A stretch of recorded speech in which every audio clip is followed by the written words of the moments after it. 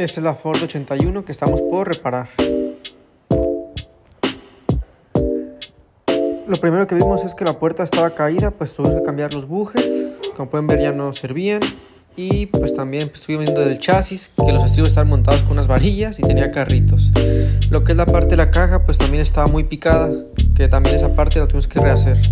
Los guardafangos por la parte de adentro también se trabajaron, se sandblasteó y se soldó todo lo que no servía. Ahí, como pueden ver, pues estamos haciendo el proceso de sandblasting, que de hecho se hizo a todo el interior de la camioneta.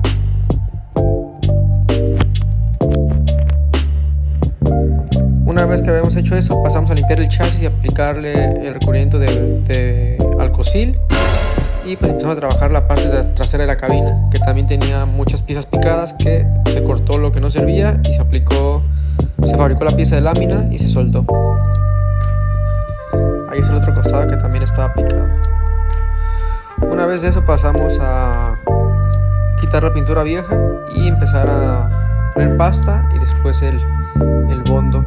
Vamos a usar un primer negro, que se va a poner primer negro a toda la camioneta, ya que esté 100% detallada. La parte de la caja también fabricamos la lámina, que tiene como las ranuras porque no servía, y se le puso un bastidor nuevo que estaba todo picado.